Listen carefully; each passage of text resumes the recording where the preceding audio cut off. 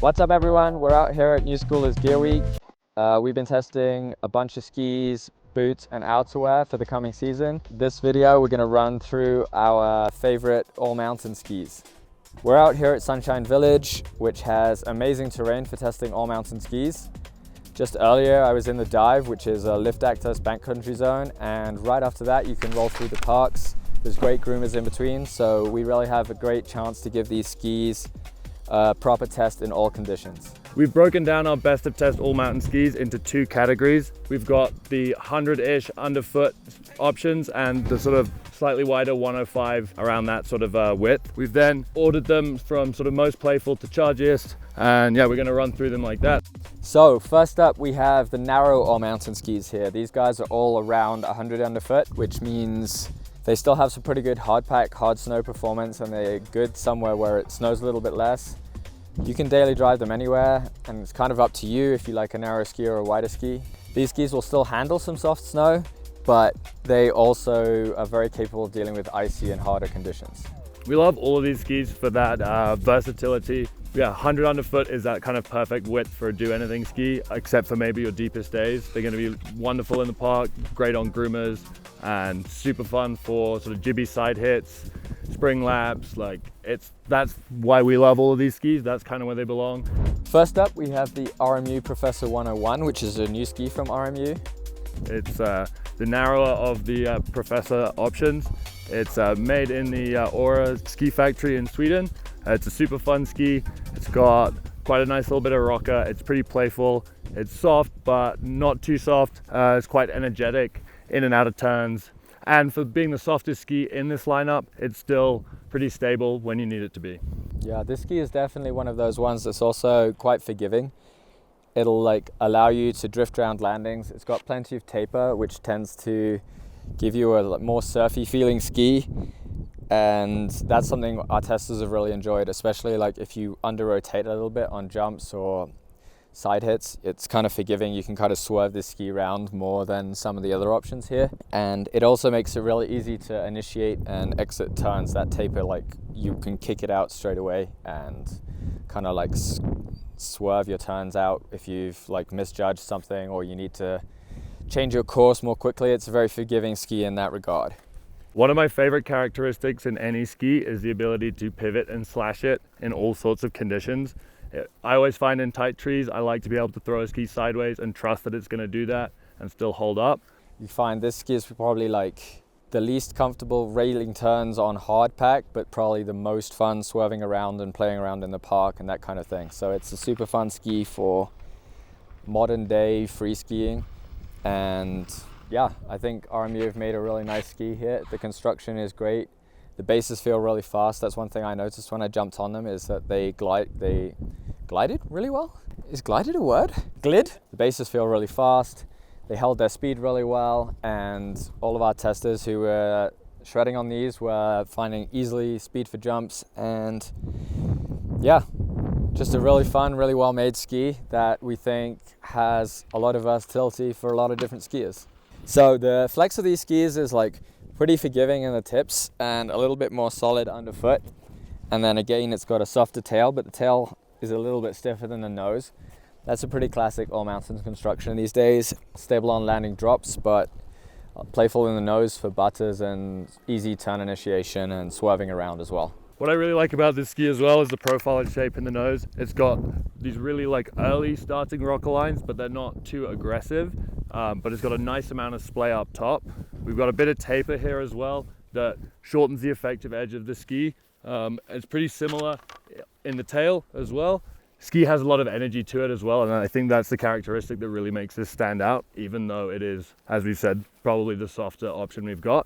And in terms of a skier, it's definitely a pretty freestyle focused ski, playful, fun. You can ski it directionally too, but it's definitely more happy playing around, landing switch, that kind of thing. So this is definitely a freestyle category ski, I would say. Shape, profile and flex all line up really nicely. You hop on it, it's super fun. You're just going to be able to spin, butter, slash, slav, I don't know, all that stuff. This ski's really fun. If you want to ride it on the East Coast as a rail ski, it's going to be sick, it's going to be swervy, it's going to be buttery. If you want to ride it out west on lower tide days or as your daily driver, this ski's gonna do all of that. True all mountain ski. So next up we have the Rossignol M-Free 100. And note that this is the 100, not a 100 Ti, because the other skis in the Sender line have metal, but this one is a full wood core with no metal laminate. This ski is the little brother to the Sender 110, which we saw come out last season and was kind of loved by everyone that rode it. And that was a really good all mountain freestyle weapon, chargy ski, but still fun to kind of ride in the park or spin off natural features. This slimmed down, softened up a little bit, is a little bit more playful, a little bit more accessible, a little bit more forgiving. It turns really, really well, absolutely rails turns, but it's got a light swing weight. I think it would be a really fun ski in the park as well, but just all over the hill, popping around. Like, this ski's got a lot of energy. If you push into turns and you give it something, it's gonna give it back. A skier who likes to push into their ski and like really drive that ski is gonna love this ski as sort of a daily. I think it would be a really fun one ski quiver as well. If you have skied the M-Free 110, then this ski has kind of a lot of carryover from there in terms of shaping. The radius is pretty similar and the way the ski turns is pretty similar, but it's just got a bit more energy because the titanium keeps the ski stable, but it also kind of has a dampening effect, and that does detract from the energy in a ski. So this ski will like pop you out of turns and like engage into new turns with a bit more like pop and fun, and that makes this ski a really good option for just like those days when maybe it isn't perfect and you want to just go out and have some fun. The Sender 110 and this 100 have an ability to blend playfulness and dampness in a way that's really unique. Being able to have both of those characteristics in a ski is something that's really special and unique, and that's what really stood out to me about this ski. It was really good in mixed conditions, but also really fun in spring slush, groomers. It just handled kind of anything you can throw at it really well. It doesn't really have a speed limit, but it is still a playful ski. The 110, definitely a bit more of the chargy ski. This has been softened up a bit. You're always terrified. Yeah, that's because it looks like you're going to ping it into my face from here. Killed. This ski's got quite a progressive flex. I think the ski flexes pretty evenly. It's not soft, but it's not stiff. It's kind of that perfect middle ground of flex. Yeah. This is one of those skis that it's almost hard to recommend who it's for because anyone could enjoy this ski. It's got pretty high speed limit, you can push it pretty hard, but at the same time it's a lot of fun, and not many skis have that magic blend, but this is a really, really fun option. So it's definitely worth trying the ski out, and it's a pretty safe bet in my mind. Next up we have the Nordica Unleashed 98 CA, which is a new ski from Nordica this year. There's always been a 98 in the Nordica Unleashed line, but that's a TI ski which has metal in, whereas this ski comes with a full wood core but no metal laminate. And that makes it a more playful option, a more energetic option, and it's super fun. We were really excited to see the ski come into the Nordica line because it's something that's been missing since they dropped the Soul Rider a few years ago. It's a more playful, fun option, and the flex pattern's really smooth. So it makes it really fun for like buttering around and hitting rails and stuff like that, as well as skiing all over the hill. So these skis have more or less a full side cut, which gives you a lot of effective edge once you lay them into a turn, which means they grip really well. Compared to the RMU and the Sender, this has a much longer effective edge, which means that it's going to be a little bit more of a grippy ski. It's going to break free from turns and go sideways a little bit less easily. But when you really want to lay it down and rely on it, that long edge is going to really hold up. Yeah, this ski's a fun ski on groomers and hard snow. I think it'd be really good on the East Coast too, because that longer effective edge really plays ball when you have icy conditions or like more challenging piste conditions to suffer through or perhaps enjoy if that's your kind of thing. I think, yeah, this ski is actually really fun. It has a lot of energy to it. When you hit jumps, it's got a lot of pop. One thing you'll see with these skis is it's a pretty like smooth flex pattern. They flex pretty much down to the binding, but in no part of the ski do they flex a lot. So it kind of feels really smooth, predictable. When you lean into the flex, it just like holds you where you want it to be. So they're really fun for like stalling out butters and stuff. Yeah, I think being a little bit softer than the other Unleashed in the lineup, this ski is going to be a little bit more accessible. It's going to be a little bit more intuitive perhaps for a lot of people. But also if you're a skier who wants to ride the park but doesn't want to sacrifice groomer performance or like a little bit of edge hold, then this ski is going to suit you. If you're not so much the surfy skier, slash bumps, pow, it's a bit of sort of side country, slack country sort of stuff, yeah, this ski's going to do it all and do it well. Compared to the other skis in the Unleashed line, the swing weight on these is a lot lower. They don't have the metal laminate, so they come around out of spins much more easily, and they feel much more comfortable overall and balanced. So if you're not looking for a ski that's really damp and chargy, but you like the shape of the Unleashed, then this is a really good option. It's a more traditional shape, but it's a super fun, tried and tested option. Last up in this bunch of best of test skis, we have the all new Volkl Revolt 101. This is the little brother to the Revolt 114, which is a pretty big, burly, chargy ski. Even though we've started to see a lot of people ride it in the park, I think Volkl saw that and decided that a 101 underfoot option would really fit nicely. This ski is really, really fun. It's pretty stiff in a similar way to the way that the Revolt 90, which is the stiff comp ski, is stiff but still has like a playful nature to it. This ski has that. It's a lot more directional, but it still has a sort of freestyle energy and flavor to it. I think if you mount this on Team Rec, it's going to be a very directional, chargy ski, but if you bump it forward a couple CMs, that's going to be really, really fun, jibby, parky kind of ski. I think the Revolt 101 is kind of part of a new breed of sort of free ride, freestyle blend kind of skis that you're starting to see come out. They've definitely got like a directional profiling. There's more tip splay than the tail splay. The tail's a little bit stiffer than the nose.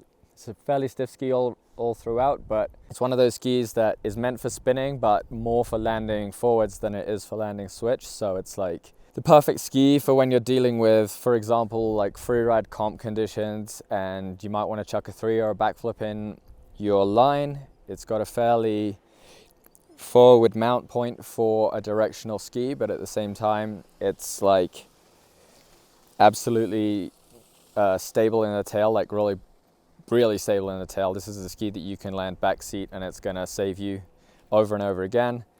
Dealing with kind of hard mixed snow conditions, this ski is going to be a perfect option for just hucking your meat and making it work.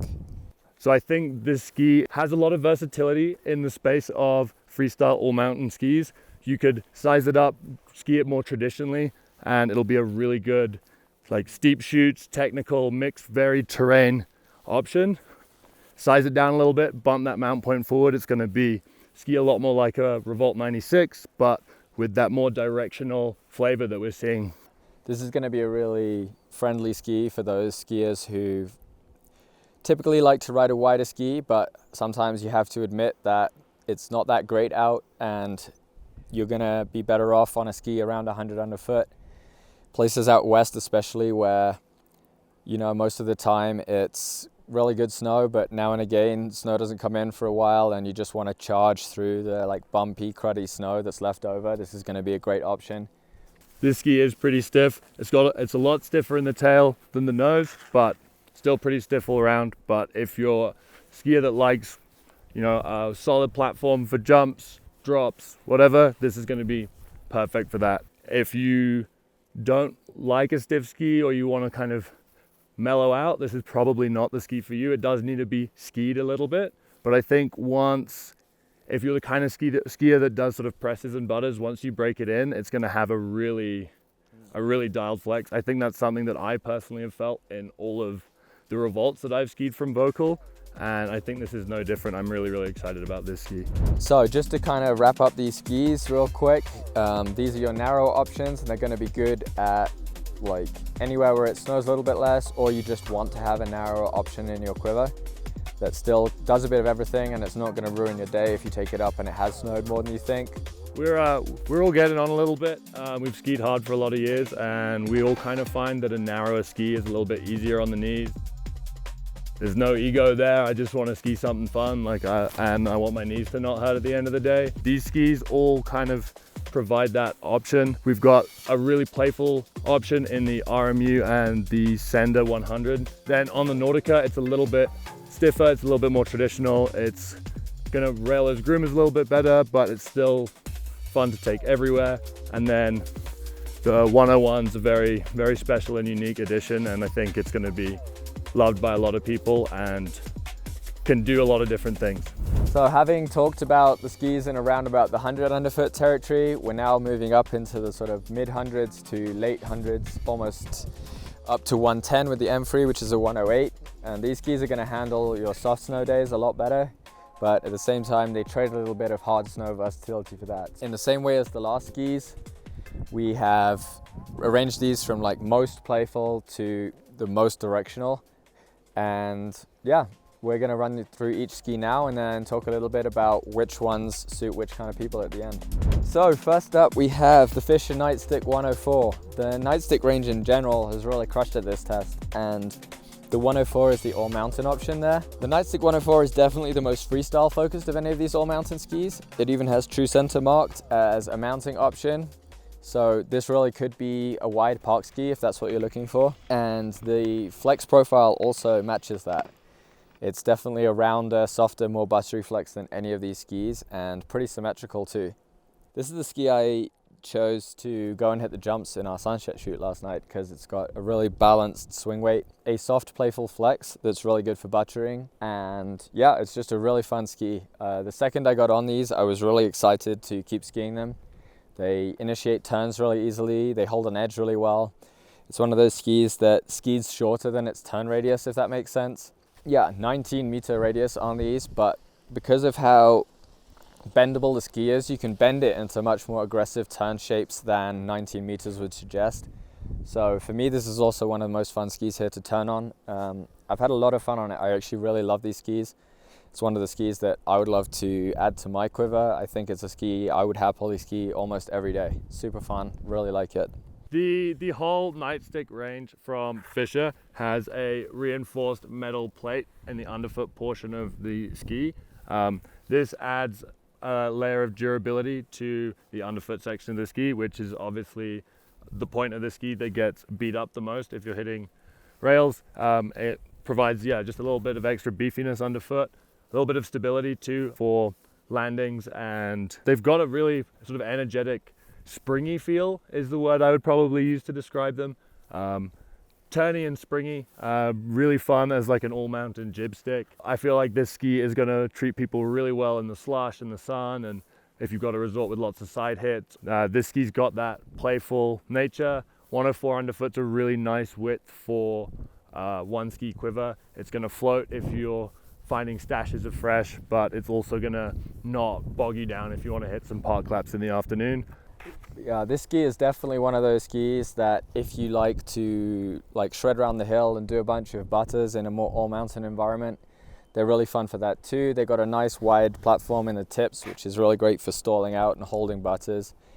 And the round flex is really easy to get into, and the ski also gives you a lot of energy on the exit of butters. Like if you're popping that final 180, they feel really fun for that too. And yeah, I think this is a ski that will suit someone who is primarily freestyle focused. You could use it as a backcountry jump ski. The swing rate's pretty low. You could also use it as a park ski that you take to the rest of the hill now and again. In terms of the typical Newschoolers audience, this is a very Newschoolers all-mountain ski, super fun. Yeah, so as I said, the ski's got quite a lot of energy and spring to it. So if you're going to lean into butters and presses, you're going to be able to get a lot of energy out of that ski. If you like to do ollies, nollies, catch transitions, sort of side hits and that kind of thing, I think that energy and that flex is going to really lend itself to that type of skiing. Yeah, if I had to use one word to describe these skis, I guess I'd call them smooth and maybe instinctive. They're really just a very easy ski to jump on and ski. The minute I put them on, I felt at home. I'd never skied a Fisher before I skied these skis, and I was instantly super impressed. Here we have the Dynastar M-Free 108. It is Twig's favorite ski. It's great all-mountain charger. 108 underfoot is our widest ski in this lineup. This ski's got a lot of rocker and a nice width underfoot, so it floats really, really well. So as Milo said, this is one of my absolute favorite skis, possibly my favorite ski. Every time I get back on the ski at the ski test or I get on my own pair at home, I really love them. I think it's definitely the most soft snow focused of all the skis here. I actually had these as my widest ski, my powder ski for a long time, and I really enjoyed them for that. It's almost ridiculous how easily these skis go sideways compared to almost any other ski that I can think of, especially in this kind of stiff flex, because it's still a pretty stable ski, and yet when you throw them sideways they just go, which I really like. I really like the platform for landing. I think for me, I bumped the mount forward to -4, which is kind of a lot further forward. I think it's -8 recommended, and then that tail gives me that really good stability to stomp cliffs forward, and the nose, there's plenty of rise in the nose, so when you land switch it kind of like rockers your tails out of the snow, and yeah, I find them a really comfortable ski for jibbing around in the backcountry. I also really enjoy these skis because of how stiff they are. I find that they turn really well. All that rocker gives you really easy turn initiation because they're so stiff. Underfoot especially, they really can rail on groomers. I think they're a lot of fun. I would take this ski to Japan and I would ski it in the park, and you can't really say any fairer than that. Like, it's a really good ski. As Twigger said, one of the things he really likes about this ski is how surfy it is, and that characteristic comes from this large amount of splay and the deep rocker lines. It's still a stiff ski, so it's again that balance of a stiff ski but with a lot of rocker, and the playfulness comes from the rocker, but the stiffness creates a stability and a solid platform. We can see it's pretty stiff. It softens up a little bit in the nose. Yeah, a nice balance, even flex, paired with a really thoughtful amount of rocker. I feel like it has a really wide margin for error when you're landing, especially forwards, because that tail kind of like wheelies out, but it's got enough stiffness to it to pop you back forwards rather than like either bucking you into the back seat or just folding completely. Stiff skis sometimes for me, the ski doesn't bend at all, so I do, and that's less than optimal. And I find this ski has like that perfect blend of stability with enough forgiveness to make it fun. Next up, we have the Armada ARV 106 Ti. The main difference between this ski and the other ARV 106 is it's got metal in it, it's stiffened up, it's burlier, and it's, yeah, way more chargy. The ARV 106 regular is a pretty playful all-mountain ski, but it does have a bit of a speed limit. When you kind of really pushing into the ski, the nose kind of folds up on me a little bit, and I don't trust it to kind of ski all mountain at the speed that I want to. It's amazing what a layer of metal or two can do to a ski. It really does transform the way this ski feels, and this ski is never gonna let you down. Like, it's a really solid piste driver, anything from like hard pack conditions through crud, anything like that. This ski has a ton of backbone to it. It felt like a ski that I could point down the fall line and trust it to just go. It is stiffer. I think it lends itself to being more on that traditional mounting point. I'm sure lots of skiers will love it further forward and at true center. The mount point's still not miles back. Like, it's still going to spin. It's still going to be freestyle oriented all mountain ski. It's definitely a ski that likes to be driven. It likes to, you know, you want to have your shins like nailed to the front of your boots and you want to be pushing the tip of the ski. It really suits that kind of aggressive technique. If you try and ski kind of sloppily, it does not give you a good time. Like, it really wants to grip, it wants to be pushed, it wants to be charged. And if you kind of like slack off and ski lazily, then it just, well, it'll eat you. Yeah, it'll let you know if you get in the back seat. But I think this ski is going to be perfect for those riders that ski fast and aggressively, but still love a base DNA, sort of park ski DNA, but in a stiffer, more aggressive style. We've seen that with a couple of the skis in this lineup. Modern day freeride, freestyle blend kind of ski. It's got that freestyle ski shape from the ARV 106, but the way it's constructed really is designed for charging and skiing hard and bringing your tricks to bigger features or worse landings. Yeah, Armada have put this ski in the Zero collection for now, but feels like a ski that's going to become part of their main line for sure. It's a really good ski, really fun ski, and I think people are going to be skiing on this one for quite a few years to come. Last but definitely not least, we have the new Headcore 106 Ti. This ski is definitely the most directional of all the skis we've picked, and it's probably the most traditional in that regard too, but it's much beefed up from the older model. It's really chargy, and it's a really good freestyle fall line all mountain option. The new core is kind of in the same market position as the last one, but it's a bit more beefy in terms of flex. It's a stiffer ski. It's got a couple layers of metal in there now, and that has made it a damper, more chargy feeling kind of ski than the previous model.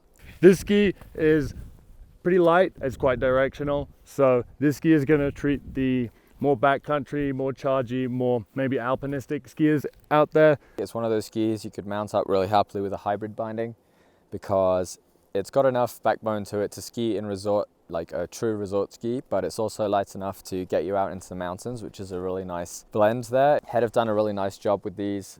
The rocker profile is fun. The ski goes sideways relatively easily, and at the same time it bites and grips pretty well. It's definitely a versatile option, and I think it's the kind of ski that a more directional skier could ski on every day really comfortably. With 2 layers of metal, this thing's pretty stiff. Does have a little bit of give in the nose. The profile kind of slims out a little bit. There's not a lot of material up in the nose, which makes it a little bit lighter, creates a little bit more flotation, and takes some of the weight out of the ski. It also has quite a bit of early taper, which helps the ski release from turns a little bit easier, gives you a little bit of float, and is also another weight saving tactic. It's an option. You can spin it, you can huck some tricks, but these are probably skis for landing forwards rather than switch. If you like the sound of how this ski performs, but you want something narrow, there's also a 99, which would be a great option for perhaps the East Coast, or just someone who wants a slightly narrower ski with a little bit faster transition edge to edge. It's going to be probably out of this lot the most carving downhill oriented of our all mountain skis. So if you're less into that sort of freestyle aspect, or you're kind of spending less and less time in the park, then this ski is going to be the one for you. It's stiff, burly, you're going to want to lean into it, but you give it the beans and it'll give them back. So this is going to be a good front side daily driver. It's going to be fun on the backside when you get a bit of snow. But yeah, really one to just go and see how fast you can go, test its speed limit, that kind of ski. Now that we've run through these wider options of all mountain skis, just wanted to give you a quick run through of where we think they're going to perform best. The Nightstick is definitely a freestyle focused ski. It's an all mountain ski in the sense that it's wider and it performs in a variety of conditions, but it is certainly aimed at the freestyle focused skier, and it's almost symmetrical. The M-Free 108 is kind of the next ski in that line. It has a bit more of a directional nature to it, but especially if you bump the bindings forwards, it's a pretty freestyle capable ski. I've skied them in the park a bunch and really enjoyed them. But for me, they're that kind of like backcountry jump, side hits, playful, occasionally landing switch kind of ski.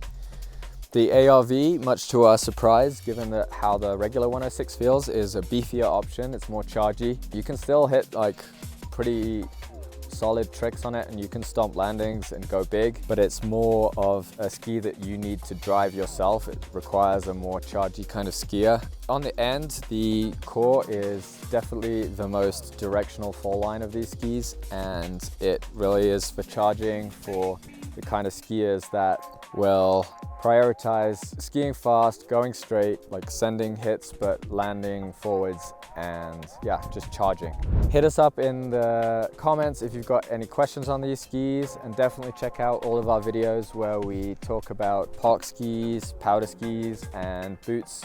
We've also got an outdoor video where we run through some of the best kits for next season.